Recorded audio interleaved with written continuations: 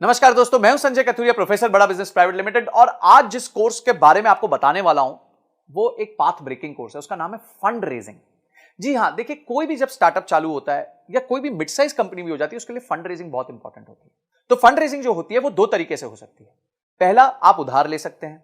दूसरा, आप जो है कंपनी के शेयर्स बेच के शेयर्स के अगेंस्ट पैसे ले सकते हैं।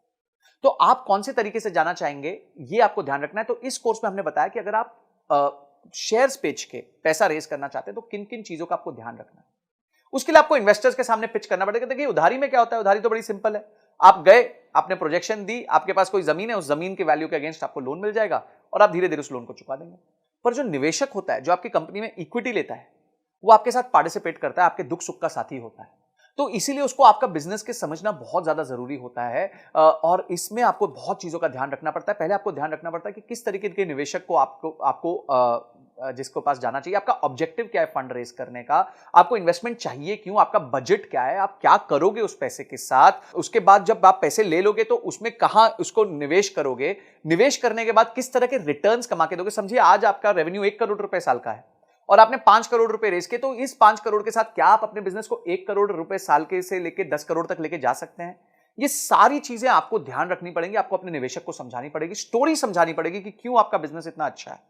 क्या क्या स्टेप्स होते हैं फंड रेजिंग में, बूटस्ट्रैपिंग क्या होती है, बिना फंड रेजिंग के कैसे बिजनेस चल सकता है, इन्वेस्टर्स को जब आप पिच करते हैं तो कैसे करते हैं, कैसे उसके उसके फ्रेमवर्क्स भी दिए हमने, पिच स्टैंडर्ड पिच डेक्स भी दी हुई है कि कैसे पिच डेक बनानी चाहिए।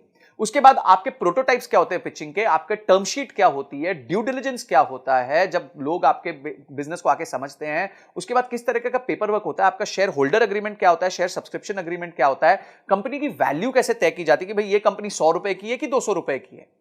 उसके बाद आप एंजल इन्वेस्टमेंट कैसे ला सकते हैं, वेंचर कैपिटलिस्ट को कैसे ला सकते हैं। और उसके साथ साथ हमने ये देखा है कि कुछ अच्छे एंटरप्रेन्योर्स से मिलके हमने ये पता किया कि उन्होंने फंड रेज कैसे किया था, उनकी जर्नी कैसी रही है, उनके लिए कभी क्या प्रॉब्लम्स आई और उस प्रॉब्लम्स को उन्होंने कैसे सॉल्व किया। और अंत में जाके बॉम्बे स्टॉक एक्सचेंज में घंटी बजानी है, आईपीओ लेके आना है। तो किस तरीके से आप अपने बिजनेस को बिल्ड कर सकते हैं, कि इन्वेस्टमेंट बैंकर कौन होता है, उसका रोल क्या होता है आपके बिजनेस में, और किस तरीके से आपको फंड लाके देता है।